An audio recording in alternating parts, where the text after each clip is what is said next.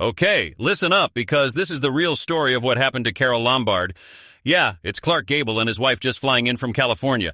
Beautiful Carole Lombard and her super famous husband got the biggest welcome ever. But that plane that killed Carole Lombard was never supposed to crash.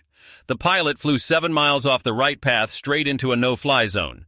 Some Army guys got kicked off the flight at the very last second. The fuel tanks couldn't even be filled all the way. Wartime rules had turned off all the runway lights and navigation signals. But there's one tiny thing someone saw right before the crash that the investigators totally ignored. The proof was sitting there the whole time. Now, finally, we know what actually took down Hollywood's funniest, brightest star on that freezing January night. Jane Alice Peters, that's who she was at first, was born October 6, 1908 in Fort Wayne, Indiana. She was the baby of the family, the only girl, and her family was already loaded. Her grandpa, John Claus Peters, started the Horton Manufacturing Company way back in 1871. By 1924, Horton was making half the washing machines on the planet. He also owned a huge lumber company and built the fancy Wayne Hotel in 1887. Her mom and dad raised Jane and her two big brothers in what felt like a giant fancy house full of money and comfort. For a little kid, she was totally born with a silver spoon. But trouble doesn't send a text first. In March 1913, the rivers in Fort Wayne went crazy. 11 inches of rain fell in just 2 storms and flooded the whole town. 6 people died, 4 of them little orphan girls. Jane was only 4, standing in a city where more than 15,000 people lost everything. Her house had one of the only phones around, so it became like a rescue headquarters. Her mom, Bessie, was handing out food and clothes to everyone, and Tiny J. Ain helped too. She joked later that it was the first time she almost drowned, but something way bigger stuck with her forever. That flood didn't just wreck the roads, it put this tough streak of toughness inside her that never went away. By 1914, things fell apart at home. Her dad got hurt bad and started acting scary and angry. Her mom said enough and packed up the 3 kids, drove across the whole country, and moved to Los Angeles near Venice Boulevard. They never moved for good. Dad stayed in Indiana and sent checks, but the marriage was over. Jane was 6 when she got to California, and the movie business was just starting to get huge. She was literally standing right next to the explosion.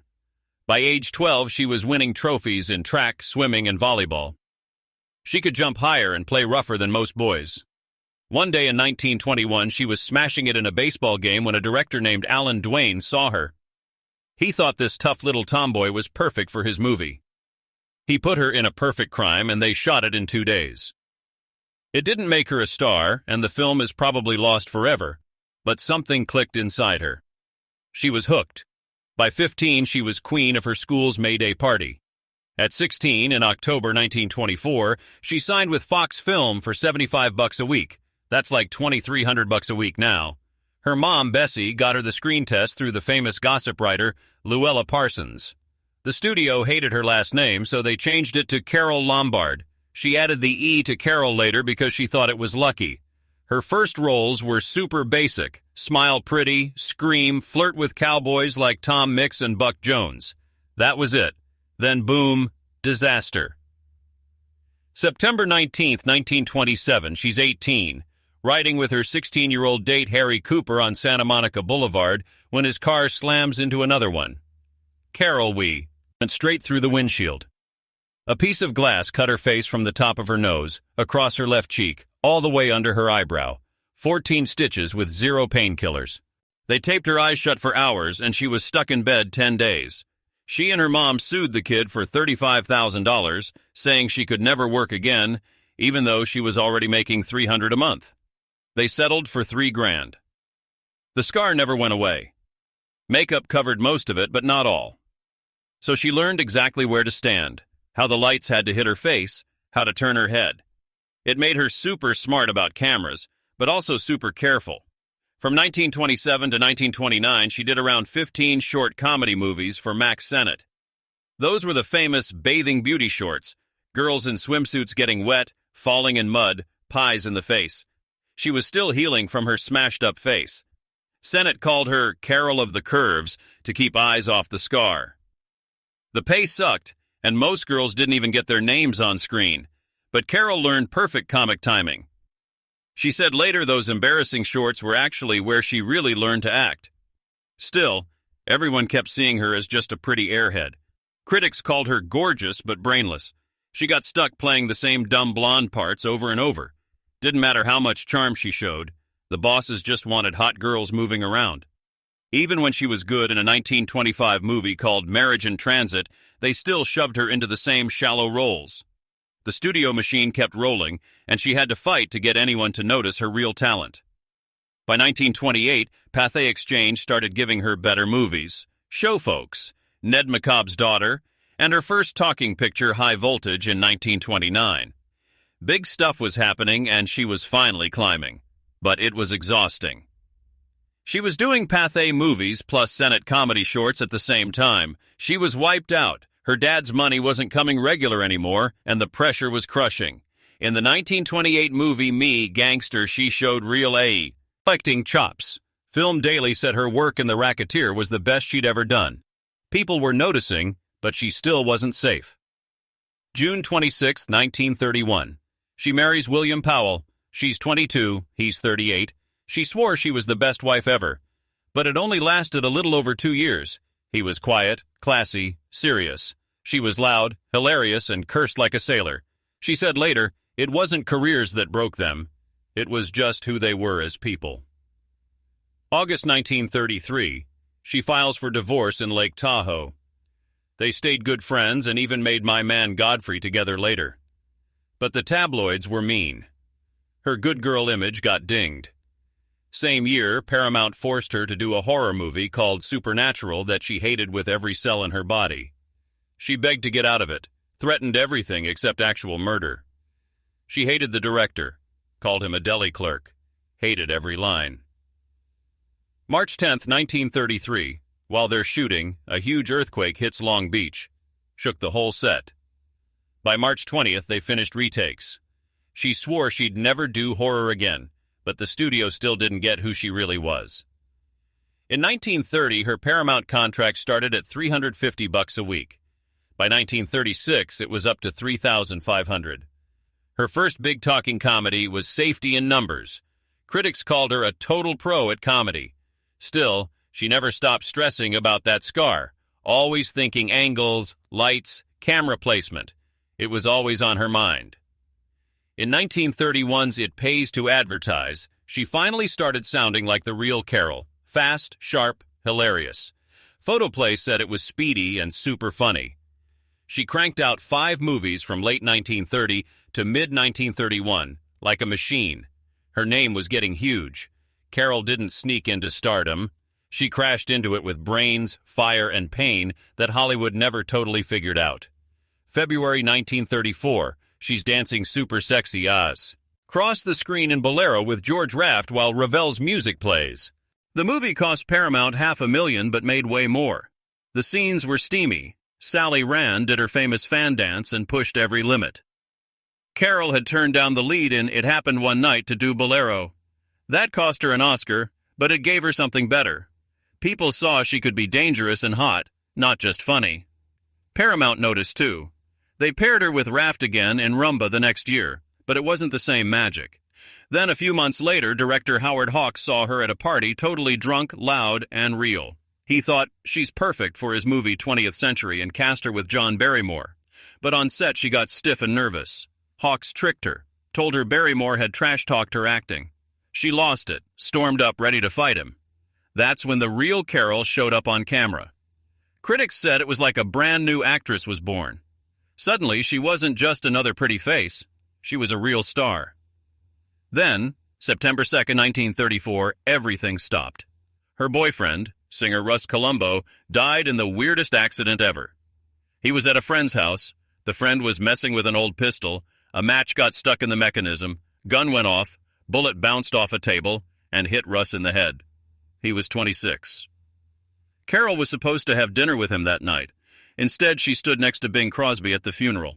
She told reporters they were secretly engaged. She never talked about him in detail again. Some people say she carried that pain forever. Maybe she did. November 1935, she bounced back with Hands Across the Table, playing a manicurist who wants a rich husband, but falls for broke but cute Fred McMurray. The chemistry was fire, and they made 3 more movies together. Fans went nuts. Paramount went nuts. Her salary shot from $350 a week in 1930 to $3,500 by 1936. Same year she did My. Man Godfrey playing crazy rich Irene opposite her real ex-husband William Powell. He actually demanded the studio hire her, but never told anyone why. They shot April 15th to May 27th, 1936.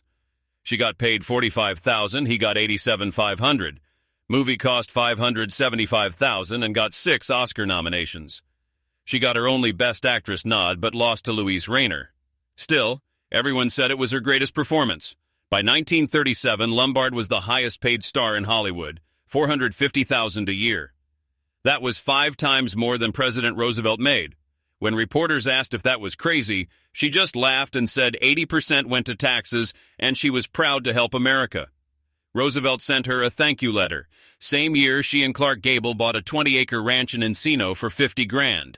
House was over 7,000 square feet with orange trees, stables, even a pig pen. They lived like country people, not movie stars. She only did 1 color movie, Nothing Sacred, out November 25, 1937. It was short, 77 minutes, but she loved it. She played a girl faking a deadly disease and tricking the press. The sarcasm was perfect for her. Earlier that year in Swing High, Swing Low with McMurray, they played nightclub singers whose love gets wrecked by fame and booze. It proved she could do drama too. But 1938 she tripped hard. Fools for Scandal, her only Warner Bros. Movie, was awful. Fans hated it. Critics ripped it. Even she said the only nice thing anyone told her was "You look pretty." Then 1939 she came back strong with In Name Only opposite Cary Grant, playing a widow falling for a married guy. She made $150,000. It did okay and showed a deeper side of her. Same year she and Gable ran off and got married. They'd worked together way back in 1932 on No Man of Her Own, but nothing happened then. She joked he gave her 0 sparks. But everything changed at the Mayfair Ball in January 1936. She was 27, he was 34. She came with Cesar Romero, he came alone. They danced, flirted, cracked up all night. He asked her back to his hotel and she shot back, "Who do you think you are, Clark Gable?" After that night, they were never apart longer than 6 days. March 29, 1939. They drove 400 miles to Kingman, Arizona, and eloped with 0 warning. Just a quick little wedding in a dusty town, their publicist, Otto Winkler, suggested. Carole wore a gray suit with a polka dot blouse and cried the whole time. Clark was so nervous he gave her the ring before the preacher even said to. Then they drove home all night and got back at 3 a.m. A few hours later, they were out on the lawn smiling for photographers. They moved into that 20-acre Encino ranch Carole bought from director Raoul Walsh. 9 bedrooms. She decorated it cozy American style, but her bathroom was fancy white marble with mirrors everywhere and crystal lights. They called each other Ma and Pa. No wild Hollywood parties, just chickens, citrus trees, quiet dinners with real friends. Carole made it a real home even though the world kept dragging them into drama. The drama hit fast. 1940, Clark got forced into a movie he hated, Strange Cargo, with Joan Crawford, who was desperate to save her career after being called box office poison. Joan demanded Clark even though he wanted nothing to do with it. They'd had a quick fling years ago, but now he was crazy in love with Carole. That just made Joan meaner. She'd whisper stuff to him on set that made him storm off while she laughed. Clark hated the movie and couldn't hide it. Joan later said she never thought Clark could be a good husband, especially to a woman getting as famous as Carole. But Carole wanted kids more than anything. Right after the wedding, she started trying every month. August 5, 1939. She got rushed to the hospital. They told the press appendicitis, but really she'd miscarried after horseback riding. The doctor who operated was the same one who'd just delivered her secretary's baby. By November, people were gossiping about adoption. Carole and Clark pushed back. They wanted their own baby, the Gable brand. 1940, she only did 2 movies so she could focus on getting pregnant. Every new rumor made her have to explain herself again. When it got too much, she poured love into the ranch. Horses, chickens, cats, dogs. Every animal helped a little. Every miscarriage made her quieter. December 1940, after almost 2 years of heartbreak, they flew to Johns Hopkins in Baltimore so top doctor Richard W. Talinde could operate. January 1st, 1941. Clark got painful jaw surgery while they were there. They visited the governor, toured the Naval Academy, signed a little girl's body cast, sent 68 pounds of candy to the children's ward. But the pregnancy rumors never stopped. Summer 1941, people still swore she was expecting. She wasn't, and she was sick of denying it. Then the war started. After Pearl Harbor, December 7th, 1941, Carole pushed Clark to join the Hollywood Victory Committee. When he didn't want the spotlight, she said, "Fine, I'll do it," and signed up for a war bond tour in Indiana in January 1942. January 15th, she raised over $2 million in one single day, 4 times the goal. She sang the national anthem for 12,000 people, signed autographs, smiled even though she was dead tired. When someone asked where Clark was, she just said, "At home. One of us has to work." But she missed him like crazy and wanted to get home fast. Her mom, Elizabeth, and Otto Winkler begged her to take the train. They both hated planes. Elizabeth was into numerology and freaked out because it was TWA Flight 3, a DC-3, 3 of them traveling, and Carole was 33, the number 3 even. Right where? Carole didn't care. She flipped a coin with Otto. He lost, so they flew. Plane stopped in Albuquerque at 4:06 p.m. 15 Army pilots showed up with orders and started bumping regular pass. A famous violinist gave up his seat, but Carole said no way. She just raised $2 million for the war, and she was keeping her seat. The airline gave in. Her bags were heavy, plus all the Army gear. Plane was overloaded. They couldn't fill the fuel tanks full, so they'd have to stop again. After a quick refuel in Las Vegas, TWA Flight 3 took off at 7:07 p.m., January 16, 1942. Sky was clear, but war blackout rules had turned off almost all the navigation lights. Only one beacon was still on. The pilot, Wayne C. Williams, drifted 7 miles off course to the right, straight into restricted airspace. Just 13 minutes after takeoff at 7:20 p.m., the plane slammed into Potosi Mountain at 7,770 feet, only 80 feet from the very top. All 22 people died instantly. Rescue teams couldn't even get to the wreck until 9 a.m. the next morning because of snow and cliffs. Carole's body was burned so bad she had no head left. They knew it was her from a tiny piece of blonde hair that didn't burn and one diamond earring Clark had given her. Her wedding ring was gone forever. Clark offered $10,000 to anyone who found it. People looked for years. Some still do. Soon as Clark heard the news, he flew to Las Vegas with MGM people. He didn't say one word the whole flight. Everyone could tell he already knew she was gone. At the bottom of the mountain, he begged to go up with the rescue team. They said no. Later, when nobody was watching, he tried climbing anyway. He slipped on ice, and they had to drag him back down, gasping and destroyed.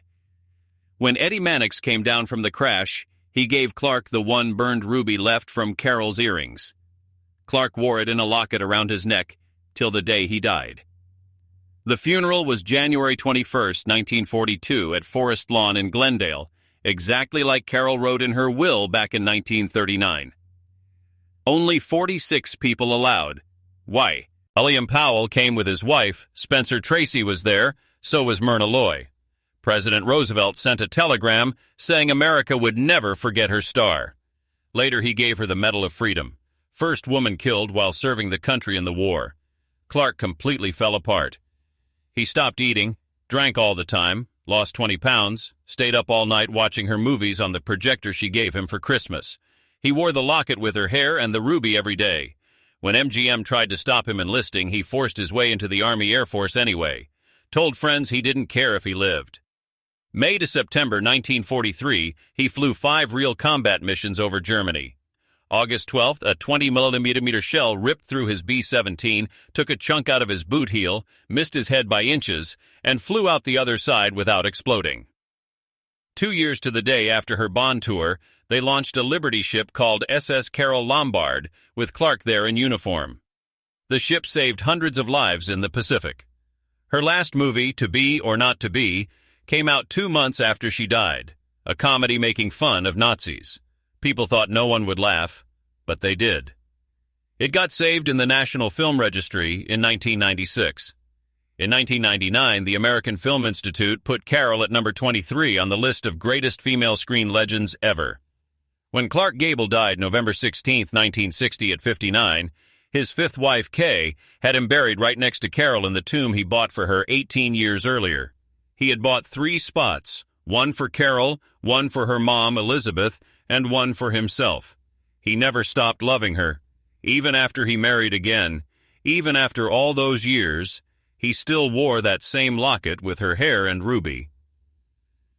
In 1957, when someone asked why he never talked about her, he said it wasn't because it hurt too much. He just didn't want her memory treated like gossip. He said he respected her place in his life too much. He kept her in his heart every single day. And when he died, he made sure the last person he would ever lie down next to was the only woman he ever really loved.